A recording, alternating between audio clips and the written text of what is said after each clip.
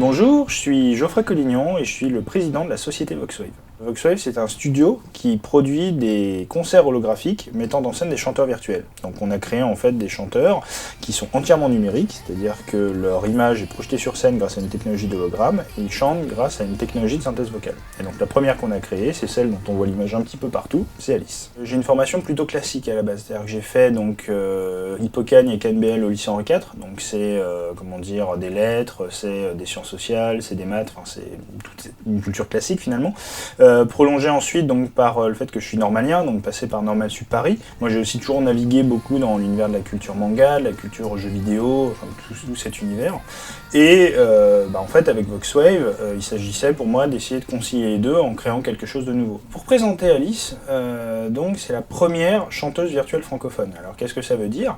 Ça veut dire que déjà c'est une chanteuse, donc on a des compositeurs qui vont écrire des chansons pour elle, on a des gens qui vont écrire des paroles, on a aussi des gens qui vont travailler sur des clips avec elle pour la mettre en scène. Sa voix est générée par ordinateur. Donc ça c'est un élément très important du projet, c'est que nous, on a développé en partenariat avec une société québécoise qui s'appelle Plug Art et Technologie, toute une technologie qui permet en fait d'utiliser la voix d'Alice comme instrument de musique.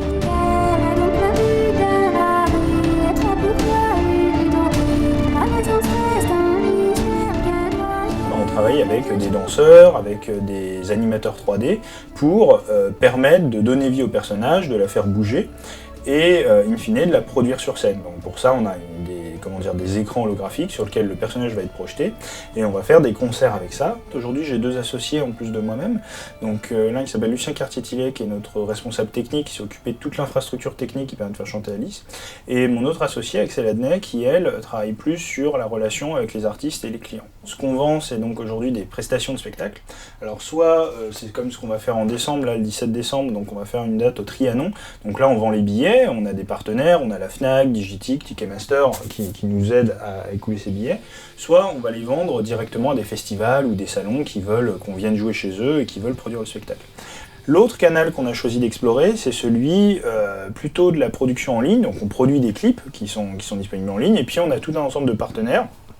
Alors on a des sites internet, par exemple un partenaire qui nous suit là c'est Crunchyroll, qui est un site qui est lié à l'importation d'animation japonaise en France. Mon regret c'est de ne pas avoir trouvé le bon modèle du premier coup d'un point de vue économique, c'est-à-dire que on a trouvé à peu près tout sur l'univers du premier coup, le look est très bon, l'identité du personnage marche bien.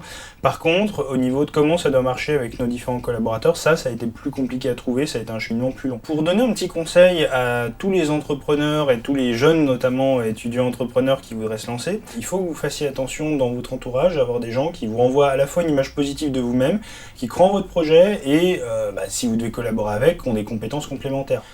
C'est notamment Churchill qui disait le succès c'est aller d'échec en échec en gardant son enthousiasme. Je pense que fondamentalement il y a cette idée-là quelque part derrière le parcours de l'entrepreneur.